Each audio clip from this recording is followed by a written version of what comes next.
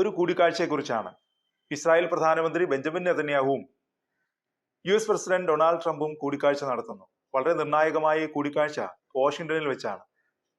Iran US സംഘർഷങ്ങളുടെ പശ്ചാത്തലത്തിൽ ഈ കൂടിക്കാഴ്ചയ്ക്ക് വലിയ പ്രാധാന്യം കൽപ്പിക്കുന്നുണ്ട്. ഒമാനിൽ നടന്ന US ഇറാൻ അനൌദ്യോഗിക ചർച്ചകളുടെ പുരോഗതിയും ഇരു നേതാക്കളും വിലയിരുത്തും. അതിനിടെ മിഡിൽ ഈസ്റ്റിൽ നിന്ന് സുപ്രധാന റിപ്പോർട്ടുകൾ വരുന്നു. ഖത്തറിലെ അൽ ഉദൈസ് സൈനിക കേന്ദ്രത്തിൽ US കൂടുതൽ വ്യോമപ്രതിരോധ മിസൈലുകൾ സ്ഥാപിച്ചതായാണ് റിപ്പോർട്ട്. ട്രക്കുകളിൽ സ്ഥാപിച്ച പാട്രിയറ്റ് മിസൈലുകളാണ് വിന്യസിച്ചിരിക്കുന്നത്. ഇറാന്റെ ആക്രമണം ഉണ്ടായാൽ പ്രതിരോധിക്കാനാണ് ഇതെന്നാണ് വിലയിരുത്തൽ. ഇറാനെ US ആക്രമിച്ചാൽ മിഡിൽ ഈസ്റ്റിലെ USന്റെ സൈനിക കേന്ദ്രങ്ങളിൽ തിരിച്ചടിക്കുമെന്നാണ് ഇറാന്റെ മുന്നറിയിപ്പ്. ഖത്തറിനൊപ്പം Iraq, Jordan, Kuwait, Saudi Arabia, Bahrain, UAE, Oman, തുർക്കി, ഡീഗോ ഗാർഷ്യ എന്നിവിടങ്ങളിലും USന് സൈനിക കേന്ദ്രങ്ങളുണ്ട്. അതിനിടെ ഇറാനും USും തമ്മിലുള്ള ഭിന്നതകൾ പരിഹരിക്കാൻ ഒമാനിൽ ചർച്ചകൾ നടക്കുന്നു. ചർച്ചകൾക്കിടയിലും ഇരു രാജ്യങ്ങളും പ്രകോപനം തുടരുകയാണ്. ആദ്യ ചർച്ച തുടങ്ങുന്നതിന് മുമ്പ് തന്നെ US നയം വ്യക്തമാക്കിയിരുന്നു. ചർച്ച നടത്താൻ താല്പര്യമില്ല, എന്നാൽ മറ്റ് അറബ് രാജ്യങ്ങളെ ഓർത്താണ് ചർച്ച. ഇങ്ങനെയാണ് US പ്രതികരിച്ചത്.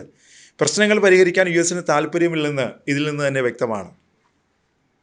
അതിനിടെ ഹോർമൂസ് കടലിടുക്കിൽ US കപ്പലുകൾ പിടിച്ചെടുക്കാൻ ഇറാൻ ശ്രമം നടത്തിയതായി റിപ്പോർട്ടുകളുണ്ട്. ചെറു ബോട്ടുകളും ഹെലികോപ്റ്ററുകളും ഉപയോഗിച്ച് USന്റെ വാണിജ്യ കപ്പലുകൾ പിടിച്ചെടുക്കാൻ ഇറാൻ ശ്രമിച്ചതായാണ് മാധ്യമങ്ങൾ റിപ്പോർട്ട് ചെയ്യുന്നത്. പിന്നാലെ മേഖലയിലൂടെ സഞ്ചരിക്കുന്ന US പതാകയുള്ള കപ്പലുകൾ ജാഗ്രത പാലിക്കണമെന്ന് അമേരിക്ക മുന്നറിയിപ്പ് നൽകി.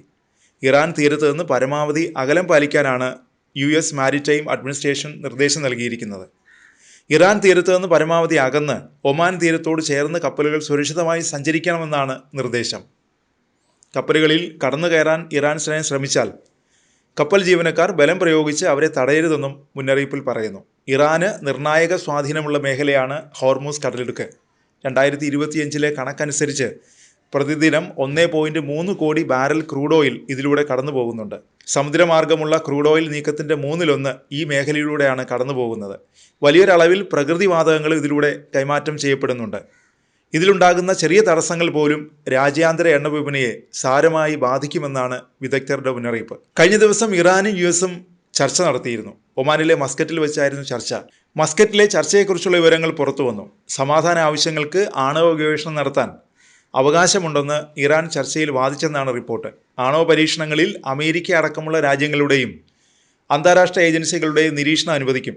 ഇതിനു പകരമായി തങ്ങൾക്ക് മേലുള്ള US സാമ്പത്തിക ഉപരോധം അവസാനിപ്പിക്കണമെന്നും ഇറാൻ ആവശ്യപ്പെട്ടിട്ടുണ്ടെന്നും മാധ്യമങ്ങൾ റിപ്പോർട്ട് ചെയ്യുന്നു.